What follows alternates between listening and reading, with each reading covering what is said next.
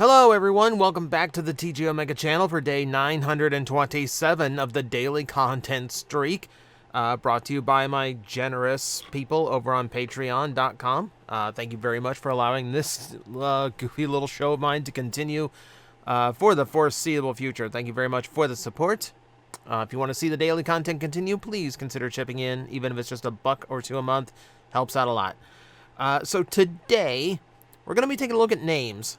And I want to do a few other videos on names because there's a lot of weird naming things when it comes to Transformers. Because we do know that Hasbro likes to reuse names and keep them in rotation in order to just keep trademarks alive mostly, but it also helps brand familiarity. And we generally know these as, a lot of those big G1 characters that we see cycle in and cycle out of the toy shelves, but there's a lot of characters that are kind of under the rug and the names are still valuable or useful to Hasbro. So we see these names pop up with no connection to the original Generation 1 character. However, because they are now attached to someone far bigger than they.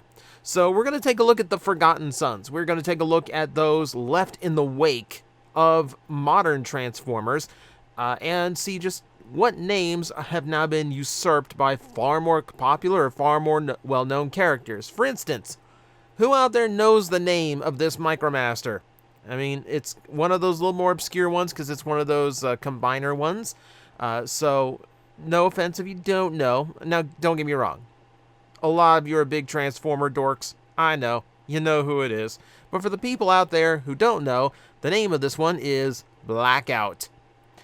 I forget sometimes that Blackout was a G1 name, and when it was just a late-run G1 Micromaster, you can kind of see why.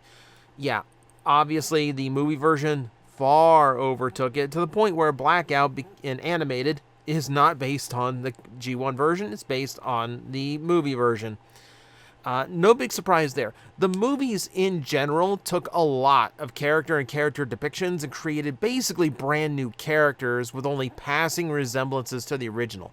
I could fill the list with those if we're going to be honest, but we're going to keep that to a minimum and just acknowledge that it has happened a lot. Poor Brawl here, for instance, doesn't really get to do anything in G1 because he is part of a combiner team. And generally in G1, the combiner teams kind of follow a formula of one of them gets to stand out apart from the leader. The leaders get to stand out, one member gets to stand out, right? So that that would be your Swindles, your First Aids, that kind of realm. And then everyone else is just kind of there, fills out the team. Brawl's one of those who fills out the team.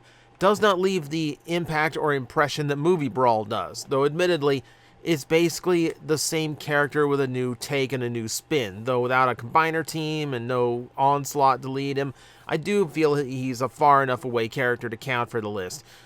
We acknowledge a lot of the movie stuff has kind of overwritten a lot of the original. Bumblebee especially has been permanently altered by how he was depicted in the 07 movie. So we're not going to go too far into the movie realm of these. We're going to stick to a lot of characters that are from other realms. That said, I will include one of the most extreme examples here, which is Crosshairs. I thought, okay, I don't, in G1, he plays a bit part in Rebirth. Doesn't really get to do a whole lot. And doesn't really compare to the notoriety or the popularity of Crosshairs from the later live-action movies from the Bay run. I'm not a fan of the character. He's just kind of a show-offy jerk, but a lot of people kind of like the show-offy jerks. And a lot of people like the unique style with the duster coat. So, okay, fair. If you're into it, that's you. It's just not for me.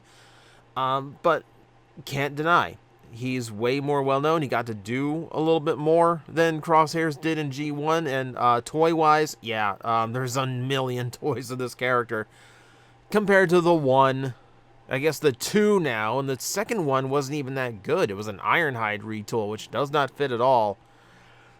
Ah, well. Let's go back to the guessing game. So who knows what this Micromaster is called? And unfortunately, I've cut him off a little bit.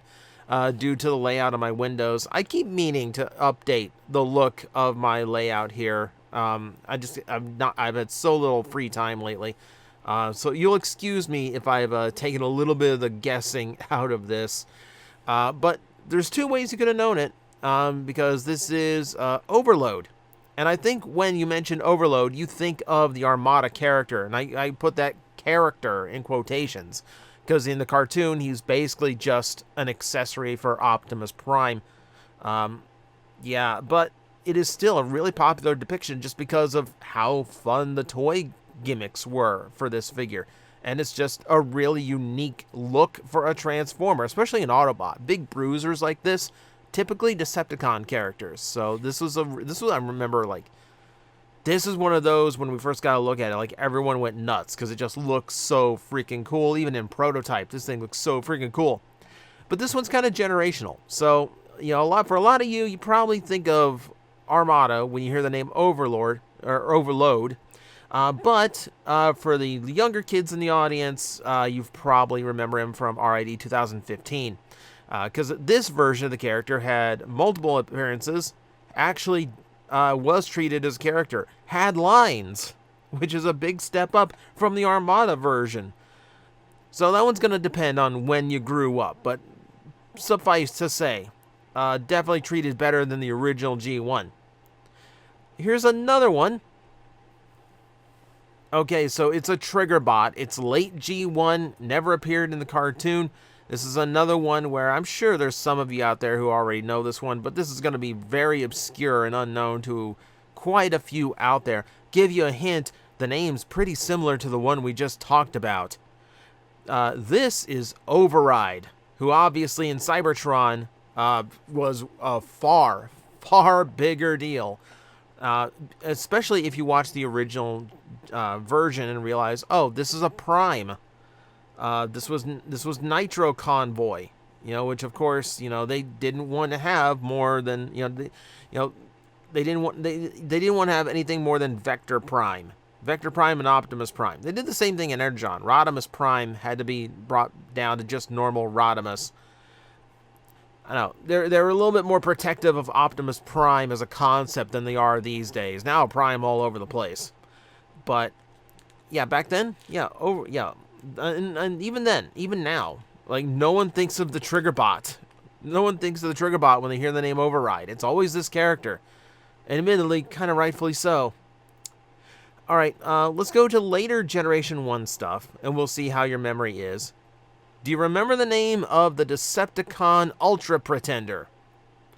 I will give you a hint. It's not nearly as grand as the name of the Autobot Ultra Pretender. It's not as cool as Skyhammer. Get it? Get your guesses in? Get your guesses in? The name is Roadblock. Of course, now we know as the upgraded version of Energon Inferno from the later portion of Transformers Energon. This was kind of the culmination of the entire character story arc, because it was all about his rivalry with Shock Blast and then the corruption that almost made him a Decepticon. Well, here, this is him completely revitalized, rebuilt back from the brink of death, and ready to rejoin the Autobots. And it's a cool moment for the character to make the big return. Not sure why he needed a whole new name. Outside of just, new toys and all that. But it's a kind of it does make him a bit of a bigger deal than, the Ultra Pretender, who I'm not even sure appeared in the comic books. Yeah, it's a far cry. It's a very, very far cry. I will admit, a lot of times it's because these names have a little bit of a generic feel to them, and you can kind of put them on a lot of different bots and kind of get away with that name. Blackout doesn't really emphasize any particular vehicle traits, like with Prowl, I kind of feel like you have to be something that is on the prowl, right? Kind of like that. Blackout, no, doesn't really click. And Roadblock is kind of the same way. It is a little bit generic. This one could be as well. We're going to start getting into some that are a little bit more familiar now, which it's going to make it a little bit rougher for some of the old school fans to realize, oh yeah, no one remembers this version because of the new version, the new character with this name. If you don't remember, like the modern version is not a very far cry from it. In fact, this one would fit right in. You are looking at Landfill. Landfill, of course, nowadays we think of the Robots in Disguise version of the character, which is the Combiner character. And this is, again, one where I feel like it's probably like more likely the toy that people remember rather than how you... Now, don't get me wrong.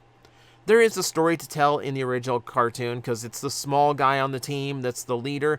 So, there's kind of like a story of proving himself to his teammates kind of thing going on. They kind of worked with that in previous series over in Japan with Lio Jr. and Magnaboss. But replayed here in RID, it doesn't make for a bad storyline. Don't get me wrong. But I do feel like this is just like, when you think of it, you think of that Combiner with the really cool anyone can be arms or leg. That little trick, because this is such a unique thing for a toy to do. Nevertheless, I don't think anyone thinks of G1 Landfill anymore. Okay, so who's next here? Okay, another similar name, but this one, we're getting a little bit closer to ones you're actually going to know. I think after this, there really isn't any, like, guessing game to be had. It's just a matter of, oh yeah, that's a shame. So, Pretender's a little bit easier. Of course, if you didn't, if you're younger, you don't dig into Generation 1 the way some of us do, who are chronically on the internet, then this one's going to escape you as well. That enough time? Landmine. That's a big jump, actually. Now, yes, he does appear in Master Force, so you do actually have a you do have a little bit of a credit to that. However, I don't think it compares to what Energon Landmine and thus Cybertron Landmine got to do.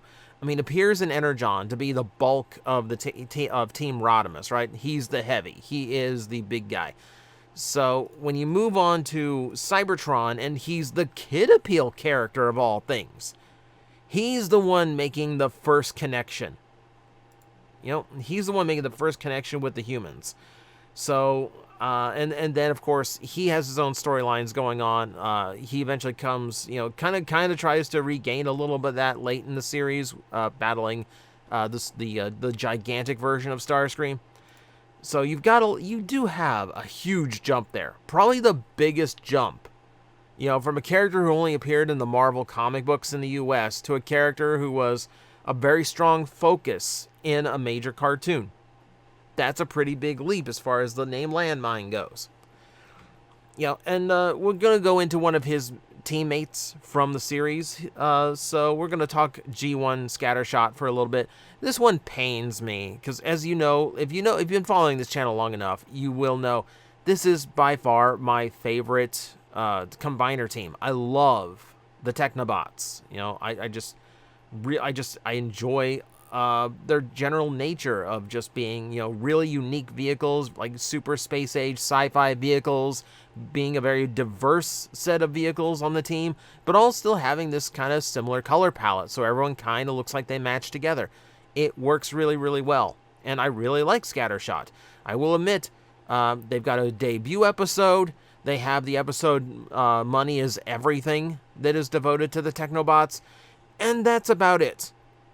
That's about all their fictional contribution in Generation 1 kind of amounts to. Again, does not compare to Cybertron Scattershot, who got to appear for the entirety of the series, and was so important at one time that Primus himself saw fit to save his life directly. Okay, you're one of the favorites, don't you? You just know you're one of the favorites.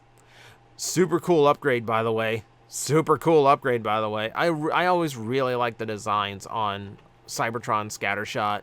I mean, he's got a unique look to him with his like blue and mustard color scheme. I love the heavy weaponry in this form. This just looks awesome. Yeah. Again, Again, a name that you can kind of, Scattershot is another, again, that kind of implies a few things. So it's nice that they found a completely new way of interpreting that name. Kind of works for someone who becomes this missile truck, right?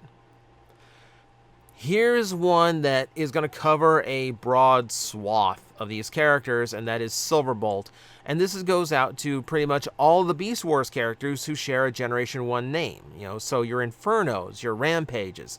You could argue that all of them had much more time to shine as names for Beast Wars characters, because in Beast Wars, the smaller cast meant a much stronger focus on the overall toy line, on the overall character.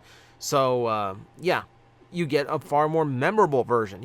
Silverbolt does have episodes in G1, and he does have, character traits that are memorable. So it's not like it's a complete wash. And I would say the same of Inferno from Beast Wars and G1. Obviously Beast Wars Inferno is a very over-the-top character. But, Inferno in G1 stands out on his own, too, and he does have quite a few episode appearances for it. So it's debatable. Okay, now when it comes to Rampage, okay, yeah, Beast Wars Rampage absolutely has more time than G1 Rampage. Again, combiner team character kind of gets to suffer. That said, yeah, this one's just kind of covering everything in Beast Wars because all of it has a say in this list, but I can't talk about every single one of them. Let's get into a couple major ones to finish this off for the episode. We know G1 Steeljaw. There's no guessing game at this point. It's a shame he's kind of been neglected as far as things go. It's been a long. We've gotten plenty of Blaster toys, but it's been a long time since Steeljaw got a toy. Unless it's Robots in Disguise 2015, where he is the lead Decepticon for most of the series. That's kind of a significant thing. I wish his toys were better. I mean, I'm sorry, the toys did not come out great. Even I know they're budgeted toys, but there are far better toys in that lineup. But yeah, you cannot understate the character itself. Smooth talking, very cruel, very much a conniving Decepticon. Very strong character presence. So I would absolutely understand if this is the Steeljaw that jumps to your mind with that name. And we're going to finish off with one who's topical today because we have multiple brand new versions of Breakdown. We have the new Legacy one, but then of course we also have the upcoming multi-pack one, so people get to talk about this version of the character once more. Again, suffering from the combiner component syndrome. Unfortunately, you're just not going to get a whole lot of screen presence when you're just a member of the combiner team and you're not the standout member of the combiner team. So Breakdown in G1 doesn't get much to do. Breakdown in Prime is far more memorable, and admittedly not a very long-lived character, but still makes an impact, both for rivalry with Bulkhead, as well as the relationship with Knockout, which is expanded in the comic books. As far as a cartoon, you make your own interpretations. It's your headcanon. But that's pretty much going to do it. Now, these are far from the only examples. This is just making a cursory glance at names from Generation 1 and just going, yeah, I remember these other characters better. So there's plenty of other ways you could interpret this. There's plenty of other characters that can be, that are usurped by their modern incarnations. Feel free to discuss your favorite ones in the comment section below. And until next time, wow, I botched my own opening or outro. I botched the outro. I botched calling the outro the outro. I'm gonna leave all that in. See how fallible I am. See how far my wits are fried. 900 plus episodes in. I will see you next time.